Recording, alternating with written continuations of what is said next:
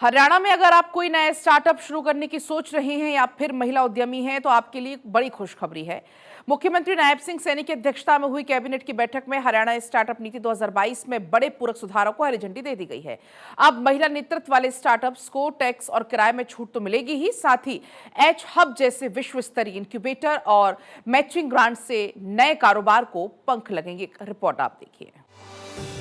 हरियाणा में युवाओं के सपनों और स्टार्टअप्स की उड़ान को अब सरकार का बड़ा बूस्टर मिलने जा रहा है। मुख्यमंत्री नायब सिंह सैनी की अध्यक्षता में हुई कैबिनेट बैठक में हरियाणा स्टार्टअप नीति 2022 के तहत कई बड़े और दूरगामी फैसलों पर मुहर लगाई गई है। इस नीति में सबसे खास ध्यान महिला उद्यमियों पर दिया गया है, जिन्हें लीज, रेंट से लेकर टैक्स रिफंड तक में सरकार भारी छूट देने जा रही है। इन प्रावधानों में महिलाओं उद्यमियों को विशेष लाभ मिलेगा।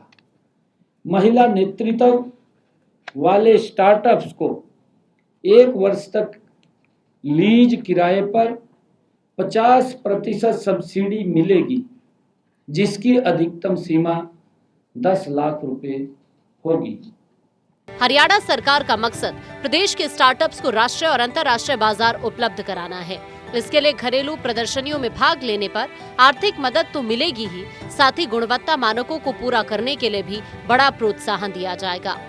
बाजार गुणवत्ता और इनोवेशन प्रदर्शनियों में सहायता, सामान्य स्टार्टअप को 5 लाख रुपए प्रति वर्ष तक मदद, महिला स्टार्टअप विशेष छूट, प्रदर्शनियों के लिए 7 लाख रुपए प्रति वर्ष तक सहायता, गुणवत्ता प्रमाण पत्र, खर्च का 50% रिफंड, अधिकतम 25 लाख एक मुश्त, स्कूली स्तर पर नवाचार, छात्रों को 10,000 DIY यानी डू इट योरसेल्फ किट, राज्य में बनेगा विश्व स्तरीय इंक्यूबेटर, कॉर्पोरेट सहयोग, प्रमुख संस्थानों और कंपनीज के साथ मिलकर होगा विकास। महिला नेतृत्व वाले स्टार्टअप्स को 7 वर्ष तक नेट SGST की 100% प्रतिपूर्ति की जाएगी। सामान्य स्टार्टअप्स को 7 वर्ष तक SGST की 50% पूर्ति का लाभ मिलेगा। स्टार्टअप्स को सीधा बिजनेस मिले, इसके लिए हरियाणा सरकार ने अपनी कुल विभागीय खरीद में स्टार्टअप्स के लिए कोटा तय कर दिया है। इसके अलावा निजी निवेश और छात्रों की अप्रेंटिसशिप को बढ़ावा देने के लिए भी विशेष ग्रांट का प्रावधान किया गया है।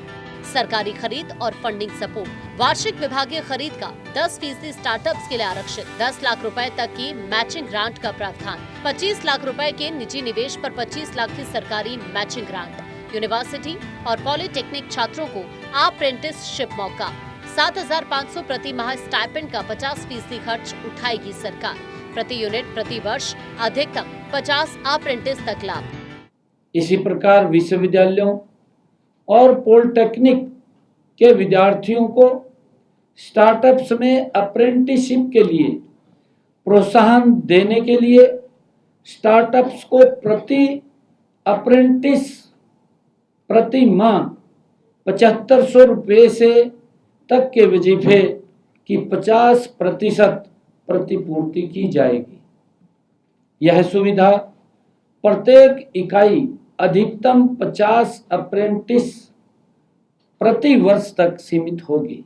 बदलते डिजिटल दौर में क्लाउड स्टोरेज और डेटा मैनेजमेंट की बढ़ती जरूरतों को देखते हुए सरकार ने डेटा सेंटर खर्च पर मिलने वाली सब्सिडी का दायरा भी बढ़ा दिया है। इसके साथ ही चंडीगढ़ में रजिस्टर्ड स्टार्टअप्स के लिए भी बड़ा फैसला लिया गया है।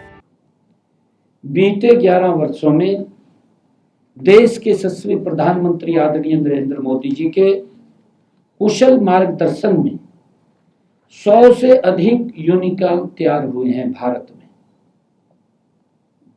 और 1 लाख से अधिक स्टार्टअप पंजीकृत हुए हैं।